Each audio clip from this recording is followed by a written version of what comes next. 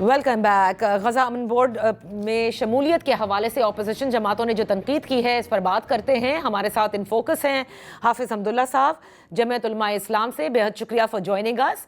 حافظ حمداللہ صاحب، مولانا فضل الرحمان سے تو ملاقات کے لیے بھی احسن اقبال صاحب کو بھیجا گیا ہے اور وزیر اعظم یہ کہتے ہیں کہ کابینہ کے اختیار کے بعد یہ فیصلہ کیا گیا، اور بڑے واضح طور پر انہوں نے کہا ہے، یعنی حکومتی وزراء بھی یہ کہہ رہے ہیں کہ اسرائیل کے حوالے سے جو ہماری پالیسی ہے اس میں کوئی تبدیلی نہیں ہے۔ مقصد جو ہے وہ فلسطینیوں کے لیے باعزت باوقار طریقے سے ان کا حق دلانا ہے، اور وہ امید رکھتے ہیں کہ اس سے نہ صرف امن بھی آئے گا بلکہ وہ یہ دلوانے میں کامیابی بھی حاصل ہوگی۔ بسم اللہ الرحمن الرحیم۔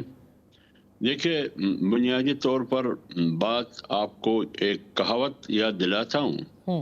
وہ کہتے ہیں کہ ہاتھی کے دکھانے کے دانت کچھ اور کانے کے دانت کچھ اور۔ تو لہٰذا موجودہ حکومت کی یہی صورتحال ہے، وہ بولتے کچھ ہے اور کرتے کچھ ہے۔ جتنی بھی بلند و بانگ دعوے وہ کرے کہ ہمارے اہداف اور مقاصد یہ ہے اور وہ نہیں ہے، مجھے آپ بتائیے کہ جس امن بورڈ کا پاکستان حصہ بن چکا ہے، جس امن بورڈ کا پاکستان حصہ بن چکا ہے، تو کل تک تو پارلیمنٹ میں جوائنٹ سیشن میں کسی بھی وزیر نے یہ نہیں کہا کہ ہم نے کابینہ سے منظوری لی ہے۔ نہیں، منظوری نہیں لی۔ وزیر اعظم نے کہا کابینہ نے اختیار دیا، منظوری کا ورڈ تو انہوں نے استعمال ہی نہیں کیا۔ اسی کو ہم منظوری کہتے ہیں۔ جب آپ وزیر اعظم کو اختیار دیتے ہیں تو کیبنٹ کی طرف سے ان کو یہ منظوری دی گئی کہ آپ شامل ہو سکتے ہیں امن بورڈ میں، غزہ امن بورڈ میں۔ غزہ امن بورڈ میں جب آپ شامل ہو سکتے ہیں اور کابینہ بقول وزیر اعظم کے انہوں نے ہمیں اختیار دیا ہے، یہی بات پارلیمنٹ میں کسی بھی وزیر نے یہ بات نہیں کی۔ اور پارلیمنٹ آپ کے سامنے، اسی پارلیمنٹ سے جس کو ہم فارم 47 کی پارلیمنٹ کہتے ہیں، بقول مولانا صاحب کی جیلی پارلیمنٹ، جبری پارلیمنٹ اور ٹوپی ڈرامہ پارلیمنٹ، اسی میں بھی انہوں نے بحث کے لیے، مذاکرے کے لیے انہوں نے یہ پیش نہیں کیا کہ یہ کچھ ہو رہا ہے، کیا پاکستان کا فیصلہ کیا ہوگا، پارلیمنٹ ہمیں کیا انسٹرکشن دے گی، کیا ہدایت دے گی، کسی سے بھی نہیں پوچھا۔ لہٰذا اس سے بات ثابت ہوئی کہ یہ فیصلہ 25 کروڑ عوام کا نہیں ہے کہ پاکستان جا کے غزہ امن بورڈ میں شامل ہوا، بورڈ آف پیس میں شامل ہوا۔ یہ پاکستانی قوم کا فیصلہ نہیں ہے، یہ موجودہ پارلیمنٹ کا، اگرچہ ٹوپی ڈرامہ پارلیمنٹ ہے، اس کا فیصلہ نہیں ہے۔ لہٰذا قوم اس فیصلے کو مسترد کرتی ہے اور جمعیت علماء اسلام اس فیصلے کو مسترد کر چکی ہے۔ یہ جو آپ نے غزہ امن بورڈ پر بیٹھ کے اس قاتل کو آپ نے امن بورڈ کا سربراہ بنایا، جس کا نام ٹرمپ ہے، اس کو آپ نے سربراہ بنایا۔ اس ٹرمپ نے غزہ میں جنگ بندی کے 8 بار قرارداد یو این سیکورٹی کونسل میں انہوں نے ویٹو کیا۔ جب ایک شخص نے 8 بار یو این سیکورٹی کونسل میں غزہ میں جنگ بندی کا قرارداد وہ ویٹو کر سکتا ہے، کیا وہ غزہ میں امن لائیں گے؟ تو حافظ حمداللہ صاحب، لیکن پھر سوال یہ بھی ہے سر، میں ایک جملہ عرض کر لوں۔ جو شخص نتنیاہو، جنہوں نے 2 سال میں 71,000 لاشیں گرائی، مسلمانوں کی نسل کشی کی، جس میں ہزاروں بچے شامل ہیں، ہزاروں خواتین شامل ہیں، تقریباً 6 سے 8 کروڑ ٹن کا ملبہ پڑا ہے وہاں غزہ میں۔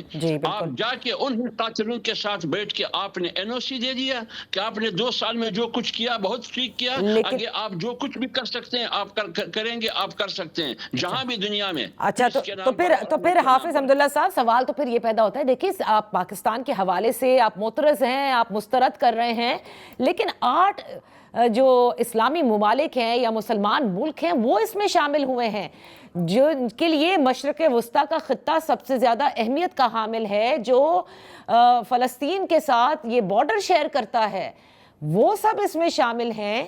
تو بات تو یہ ہے پھر کہ ہم اکیلے جس طرح سے آپ اعتراض اٹھا رہے ہیں، تو پھر اعتراض تو پھر اگر بنتا تھا تو وہ بھی اٹھاتے، جس میں سعودی، قطر، ترکی سب کے سب شامل ہیں نا۔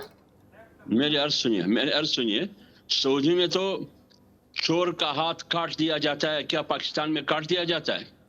सऊदी में तो मंशियात फरोश और मंशियात आदि को सजाए मौत दी जाती है, कातिल को सजाए मौत दी जाती है। क्या पाकिस्तान में मंशियात फरोश और मंशियात आदि को सजाए मौत दी जाती है? फिर तो वो कवानीन भी नाफिज कर लेना। देखिए ये नहीं हो सकता। बात यह है कि आपके पड़ोस में आपका दोस्त चीन वो उसका हिस्सा नहीं बन रहा, रूस उसका हिस्सा नहीं बन रहा, आपके पड़ोस में हिंदुस्तान है वो उसका हिस्सा नहीं बन रहा। आप क्यों बन रहे हैं? आप किस खुशी में बन रहे हैं? लिहाजा इस किस्म की फैसलों को न पार्लियामेंट तस्लीम करेगी, न जमीयत तस्लीम करेगी, न 25 करोड़ आवाम तस्लीम करेगी। अच्छा तो चलें, आप इसके खिलाफ हैं, जबकि वज़ीर आज़म ने आई एम श्योर उन्होंने ही भेजा होगा एहसन इकबाल साहब को कि वो मौलाना फजलुर रहमान साहब से मुलाकात करके उनको एतमाद में लें, लेकिन आपने इसको यकसर मुस्तरद किया है, बावजूद इसके कि आप कहते हैं कि तमाम तर इस्लामी ममालिक भी हैं, लेकिन अगर उनके कवानीन हमारे यहाँ नहीं होते हमें नहीं इसमें अपना हिस्सा डालना चाहिए। तो आगे बढ़ते हैं। इस वक्त 18वीं तरमीम पे बड़ी बात हो रही है। आपने देखा कि कराची में गुल प्लाजा फायर के बाद 18वीं तरमीम को लेकर वज़रा की जानिब से पार्लियामेंट के अंदर जो बयान दिए गए उस पर पाकिस्तान पीपल्स पार्टी बड़ी मोतरज़ है। वो कहती है कि आग की आड़ में 18वीं तरमीम को जो है वो पेश किया जा रहा है और ये वक्त भी मुनासिब नहीं था। क्या होने जा रहा है 18वीं तरमीम में? क्योंकि हुज़ैफा साहब हमारे साथ थे, वो कहते हैं पीपल्स पार्टी की टॉप लीडरशिप अग्रीड है कि एनएफसी और 18वीं तरमीम में जो रद्दोबदल की जानी है। देखिए मेरी बात सुनिए, जमीयत उलमा इस्लाम 18वीं तरमीम का हिस्सा रही है जी, पीपल्स पार्टी हिस्सा रही है, मुस्लिम लीग हिस्सा रही है, जिस तमाम जमातें 18वीं तरमीम में हिस्सा रही हैं और 9 महीने के बाद 18वीं तरमीम को पाए तकमील तक पहुंचाया गया, फिर दोनों ऐवानों से पास किया गया, पूरे मुल्क में ये आइन का एक हिस्सा बन गया। अब अगर किसी के कहने पर किसी शख्सियत के कहने पर या किसी इदारे के कहने पर वो 18वीं तरमीम को रोल बैक करना चाहते हैं तो जमीयत उलमा इस्लाम अभी तक जो मुझे मालूम है जमीयत उलमा इस्लाम का मौक़िफ़ वो किसी भी सूरत में 18वीं तरमीम के से पीछे नहीं हटेगी, वो 18वीं तरमीम को सपोर्ट करेगी। क्योंकि आप 18वीं तरमीम को जब रूल बैक करना चाहते हैं उसमें बुनियादी काम आप ये करेंगे कि सुबून के वसाइल पर आप कब्जा करेंगे, सुबून की माली वसाइल पर आप कब्जा करेंगे। दूसरी बात ये उनकी खुद मुख्तारी पर आप कब्जा करेंगे। अच्छा। सिक्योरिटी और अमन अमान के हवाले से जो इख्तियारात दिए गए वो अपने हाथ में आप ले रहे हैं। जो डिपार्टमेंट आप सुबह को दे चुके हैं वो आप कंट्रोल करना चाहती है। बलूचिस्तान में जो ग्वादर है, जो पसनी है, जो सुई है, जो कुछ भी है, और पहाड़ों में बलोच पश्तून पहाड़ों में, इसी तरह खैबर पख्तूनख्वा और पाटा वज़ीरिस्तान में जो मादनियात, जो वसाइल, जो सोना और चांदी है उसको आप कंट्रोल करना चाहते हैं। अच्छा। और आगे बैनुल अक़वामी मार्केट में आप उसकी फरोख्त और उसको बेचना चाहते हैं। लेकिन हुकूमत क्या कह रही है हाफिज साहब? हुकूमत ये कह रही है कि हम सूबों के वसाइल, उनकी इख्तियारात के हवाले से कोई कॉम्प्रोमाइज़ नहीं होने जा रहा। हाँ अलबत्ता जैसे उन्होंने कहा कि 73 के आइन को हमने तब्दील नहीं किया, 73 का आइन वैसा ही है, उसमें जो तरामीम लानी होती हैं, इसी तरह वक्त के साथ साथ जो मसाइल आए हैं उसको दुरुस्तगी के लिए एनएफसी और 18वीं तरमीम में वो सबकी मशावरत से, ये नहीं कहा कि खुद से करेंगे। और पाकिस्तान पीपल्स पार्टी जो मौजूद थी 18वीं तरमीम का, वो कहते हैं उसकी टॉप लीडरशिप तैयार है इसके लिए। देखिए मैं पीपल्स पार्टी का मुझे मालूम नहीं है असल ये पार्टियां क्यों करती हैं ये सब कुछ। बाज़ लोग अपने इख्तिदार की बका चाहते हैं कि मैं 5 साल पूरा कर लूँ। बाज़ पार्टियां ये चाहती है कि आइंदा बारी मेरी होगी, तो अगर गारंटी दी जाएगी कि आइंदा बारी मेरी वज़ारत उज़्मा की होगी, मेरी हुकूमत की होगी, तो वो हर किस्म की कंप्रोमाइज करने के लिए तैयार है।